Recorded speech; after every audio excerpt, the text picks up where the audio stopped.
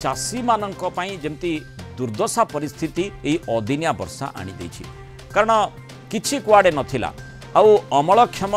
धान को बहुत भल फसल जेतेबेले हेछि चाषीर मन खुशी थिला एवं अमलक्षम धान को केमिति अमल करिवो सेही योजनारे से थिला सेही समय रे एभली अदिनिया वर्षा हठात माड़ी आसिला जोथि पई चाषी वर्तमान मुंडरे हाथ देछि किभली भाबरे धान को सुरक्षित भाबरे रखिबो एवं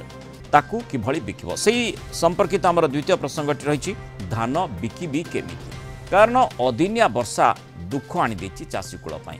अमल बेले वर्षा दाऊ साधिबारे लागिछि गंजाम जिलार विभिन्न स्थान रे कटा धान पड़ी रही बिलरे पानी जमी थिबारु किपरि फसल बंचेबे चिंतारे पड़िछंती चाषी कूल आउ केवल गंजाम नुहे विभिन्न उपकूल अंचल गंजाम ठारू आरंभ करी बालेश्वर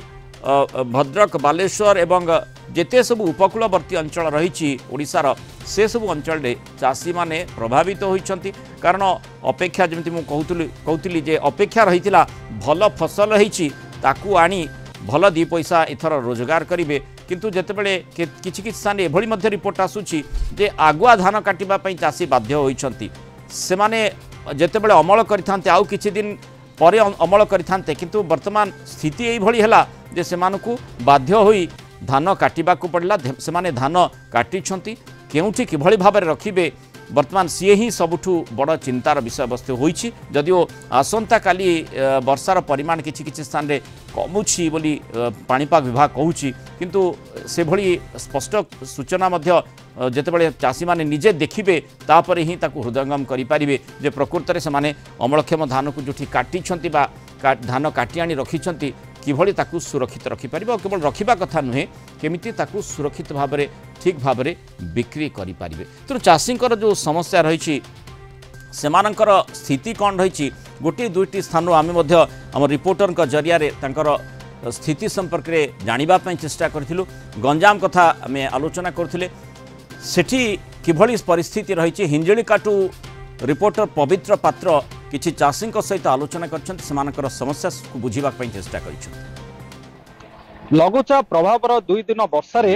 हिंजलिकाटू अंचल हेक्टर हेक्टर चाष जमी एवं जलमग्न जहाँफल चाषी मध्य एवं छनका पशिची अनेक चाषी धान एवं बिलरे काटा रही बेले आउ किछि धान एवं खलार रही अनेक धान तेबे चाषी मध्य एवं अनेक भयभीत रही जहां नहीं आम सहित हिंजली अंचल अनेक चाषी जोड़ी रही हिंजली अंचल कौन स्थिति रही धानर ए वर्षा जो पचारि बुझा से कौन कहे आज्ञा ये जो धान चाष करते केते परिश्रम पड़ते कौन रही स्थिति? हाँ आमर 8 एकर जमीन चाष कर